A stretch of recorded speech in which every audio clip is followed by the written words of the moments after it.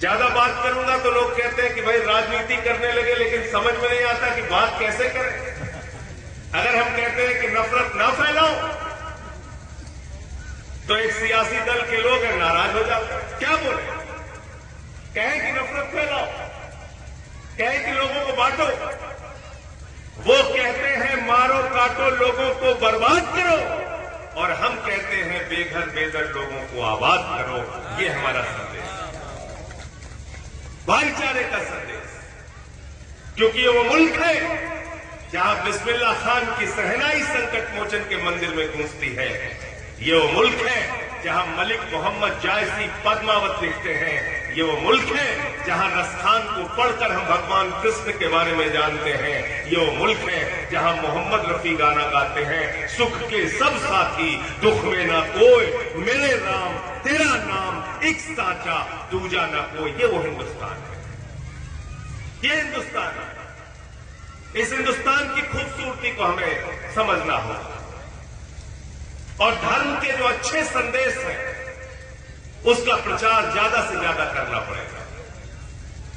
आज मैं आपके इस सभा में बैठा हूं।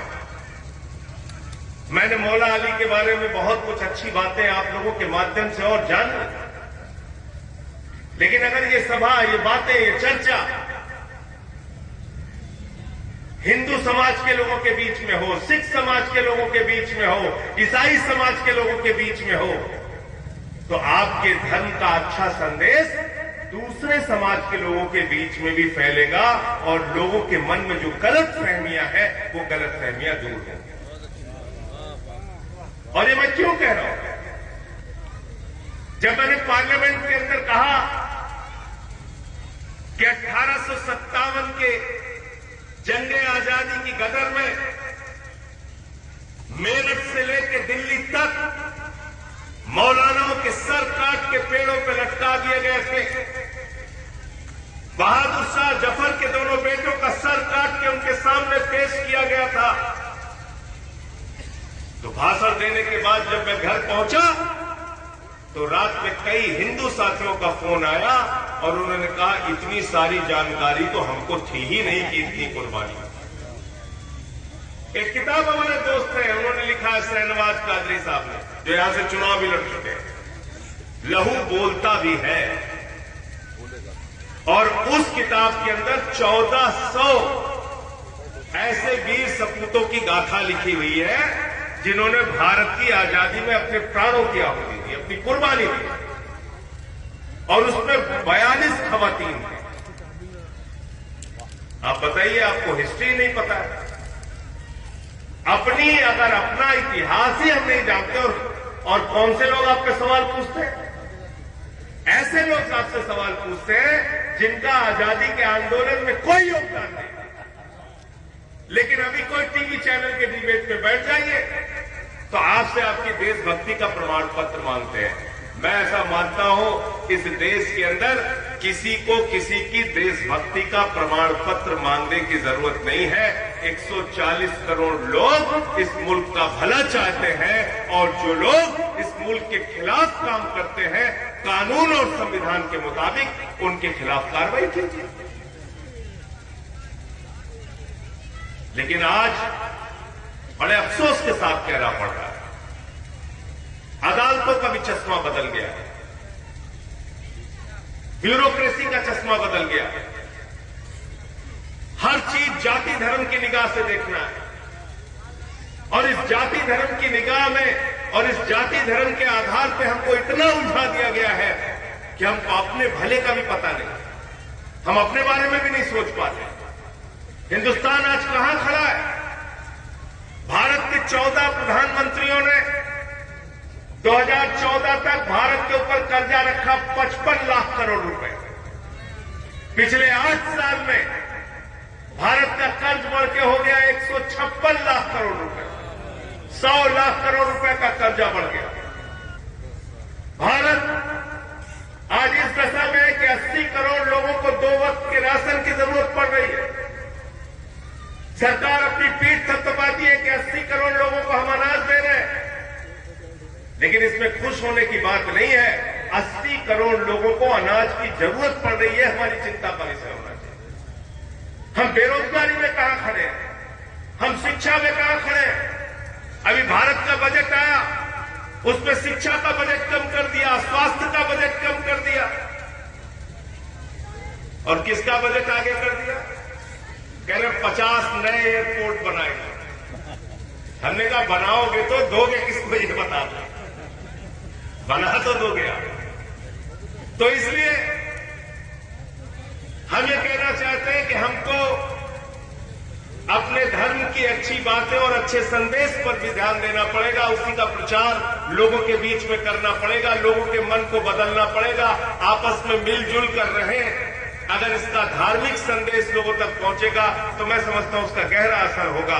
रामचरितमानस की चौपाई क्या कहती है? सब नर करें परस्पर प्रीति, सारे लोग आपस में प्रेम से रहें। और कुछ लोग हमें सिखाते हैं कि नहीं, झगड़ा करो, लड़ाई करो, एक दूसरे से नफरत करो, तो वो सही मायने में आपको धर्म का संदेश नहीं दे रहे हैं। हिंदू धर्म कहता है वसुदेव कुटुंबकम, पूरा विश्व हमारा परिवार है।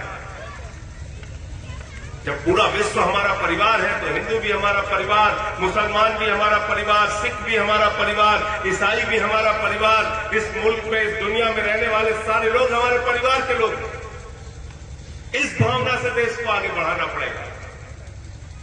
और इसलिए साथियों और दोस्तों, मैं सिर्फ इतना कहना चाहता हूं, ये सुल्तानपुर की धरती, इससे गहरा रिश्ता मेरा है, यही पैदा हुआ हो। और इस बात को ध्यान रखता हूं कि जब पार्लियामेंट में बोलने के लिए खड़ा होता हूं तो मुझे हॉस्पिटल के वो जस्सू भी याद आते हैं, मुझे रेहड़ी पटरी पे काम करने वाले वो हजारों लोग भी याद आते हैं जो 45 डिग्री टेम्परेचर में अपना ठेला लगा के अपने बेटे को पढ़ाने का काम करते हैं, अपनी मां का इलाज कराने का काम करते हैं, जिनकी लड़ाई 16 साल तक यहाँ रह के मैंने लड़ी। और इंसानियत क्या होती है उसका जिक्र अगर मैं करूंगा तो मैं एक घटना को नहीं भूल पाता। 3 साल तक जिस जस्सू की इस अस्पताल में मैंने सेवा की, वो मानसिक रूप से विक्षिप्त था, कुछ उसको याद नहीं था, घर कहां है, पता कहां है, कहां का रहने वाला है, किस जाति का है, किस धर्म का है। पेट में लैट्रिन कर देता था, पैर काटने के लिए डॉक्टरों ने कहा तो हाथ जोड़ के उनसे निवेदन किया इसका पैर नहीं कटना चाहिए। उसकी पट्टी करवाते थे, उसके मल मूत्र जो होता था साफ करते थे हम लोग जाके, हमारी टीम के लोग, सारे लोग। और 3 साल तक उसकी सेवा करतार भैया ने, हम लोगों ने मिलके, अशोक भाई यहां पे बैठे हुए, किया। 3 साल के बाद एक दिन मैंने सोचा कि कभी कभी अपने घर का नाम लेता है कि इधर बदलापुर की तरफ है, वहां चलते। उसको बैठा के लेके गया, मोटरसाइकिल एक पेट्रोल पंप पे रुकी, पेट्रोल देने वाले ने कहा कि ये तो फला रामजस का लड़का है। मेरी खुशी का ठिकाना नहीं था, मैंने कहा ले चलो उसके गांव में। मुझे उसके गांव में पहुंचा तो पूरा गांव इकट्ठा हो गया, क्योंकि 3 साल से वो लड़का गायब था। लेकिन सोचिए उसकी भावना, सोचिए क्या संदेश देता है वो जस्सू। अपने मां से मिला, अपने बाप से मिला, अपने गांव वालों से मिला, सारे गांव वालों की खुशी का ठिकाना नहीं था, मां बाप की खुशी का ठिकाना नहीं था। लेकिन जब मोटरसाइकिल स्टार्ट करके मैं चलने लगा तो मेरी गाड़ी पीछे से पकड़ के रोने लगा, चीखने लगा। उस बात को मैं आज तक नहीं भूल पाता कि जिसको हम पागल कहते हैं उसके सीने में भी मानवता होती है, दिल होता है, इंसानियत होता है, प्रेम होता है। वो भी आपकी सेवा को पहचानता है, वो भी आपसे दूर नहीं रहना चाहता। यही संदेश अगर हम सबको दे सके, सब तक पहुंचा सके कि नफरत से न ये मुल्क आगे बढ़ेगा, न हम आगे बढ़ेंगे, न हमारा शहर आगे बढ़ेगा, न हमारा मोहल्ला आगे बढ़ेगा, न हमारा परिवार आगे बढ़ेगा। नफरत दुनिया की सबसे बड़ी बीमारी है, जिसको खत्म करके मोहब्बत की बुनियाद पे